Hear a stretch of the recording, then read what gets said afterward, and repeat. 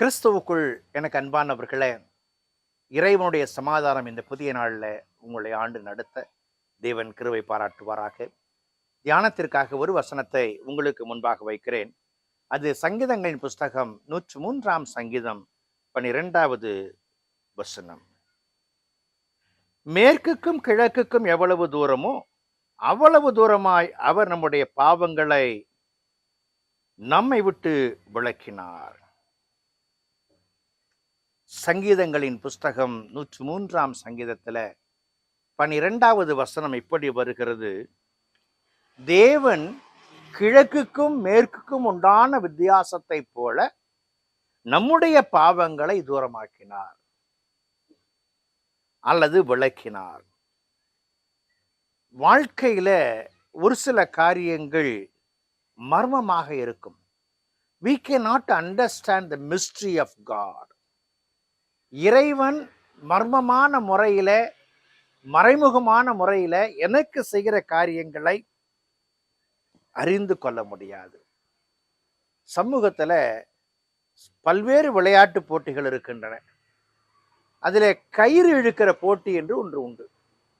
அந்த கயிறு இழுக்கிற போட்டியில அந்த கயிற்றின் மையம் எது என்று அறிந்து கொள்வதற்காக அந்த கயிற்றின் மையத்துல ஒரு நாடாவை, கலர் துணியை கட்டியிருப்பார்கள்.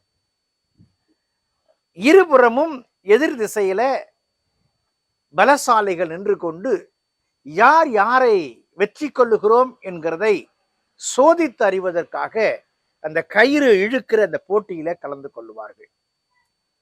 இந்த கயிறு இழுக்கிற அந்த கயிறுல கட்டப்பட்ட கலர் துணிக்கு சற்று தூரத்தில் ஒரு 4 அடி அல்லது 5 அடி டிஸ்டன்ஸ்ல 2 கோடுகளை போட்டிருப்பார்கள்.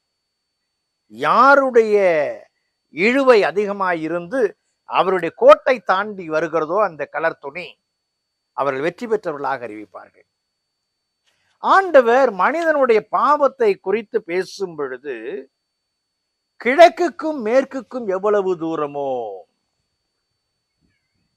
எவ்வளவு தூரம், ஃபிராக்ஷன் ஆஃப் மூவ்மெண்ட் எல்லாத்தையுமே சொல்லிடலாம். இதோ அந்த கடைசியில கிழக்கு இருக்கிறது, இந்த கடைசியில மேற்கு இருக்கிறது என்பது அல்ல. நான் நிற்கிற இடத்திற்கு இந்த புறம் கிழக்கு, இந்த புறம் மேற்கு. என்னை மையப்படுத்தினால் இரண்டையும் பார்த்து விடலாம். மனிதனை பாவமும் பரிசுத்தமும் எப்பொழுதும் நெருக்கி கொண்டிருக்கிறது. ஆனால் அவன் எதிலே வெற்றி பெறுகிறான் என்பதை வைத்துத்தான் அவன் தாங்குகிற, வாழ்கிற நிலைப்பாடுகளை அறிந்து கொள்ள முடியும், தெரிந்து கொள்ள முடியும், மாற்றங்களை காண முடியும். இச்சை வரும் பொழுது ஒரு நிமிஷத்திலே மனுஷன் விழுந்து போகிறான். இச்சையை எதிர்கொள்ளும் பொழுது நிமிஷத்திலே மனுஷன் வெற்றியை கொள்ளுகிறான். என் ஆண்டவர் பட்சத்தில் இருக்கிறார் என்று சொன்னால் அதனுடைய அளவுகோலும் வெற்றியின் சின்னங்களும் மேன்மையாய் காணப்படும். மீகா தீர்க்கதரிசியின் புஸ்தகம் 7ஆம் அதிகாரம் 19வது வசனத்துல அவர் இறங்கி பாவத்தை சமுத்திரத்தின் ஆழங்களில் போடுகிறார்.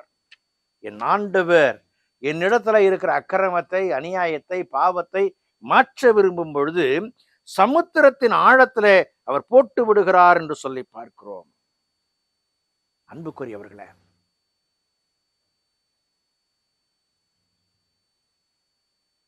என் ஆண்டவர் தருகிற நற்செய்தியை, நான் மீட்க வந்தேன்கிற நற்செய்தியை ஏற்றவனாக தடம்பதிப்போம் என்று சொன்னால் வெற்றியான காரியங்கள்ல நிறைவுகளை காண முடியும். அதுதான் நம்முடைய வாழ்க்கையில நற்செய்தியாய் காணப்படுகிறது. மறைக்கப்பட்ட ஒன்று வெளியரங்கமாக்கப்படும் பொழுது காண்கிற வெற்றியாய் காணப்படுகிறது. என் ஆண்டவர் என் பாவங்களை மாற்றுகிறார், என்னை பரிசுத்தத்தில் அபிஷேகிக்கிறார், என்னை புடமிடுகிறார்.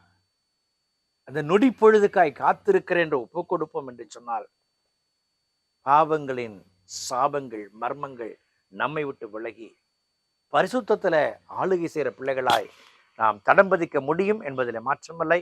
அந்த கிருபைகளை தேவன் கொடுத்து ஆசீர்வதிப்பாராக. ஜெபம் செய்வோம். பரிசுத்தமும் கிருபையும் நிறைந்த நல்ல ஆண்டவரே, எங்கள் பாவங்களை மாற்றி போடுவதற்காக உம்முடைய பரிசுத்த இரத்தத்தை எங்களுக்காய் சிந்தினீரே. அதனால் கழுவப்பட்ட பிள்ளைகளாய், புதிய படைப்புகளாய் அடியெடுத்து வைக்க கிருபை பாராட்டும். இயேசுவின் ஜெபிக்கிறோம், ஜெபக்குள்ள பிதாவே, ஆமென்.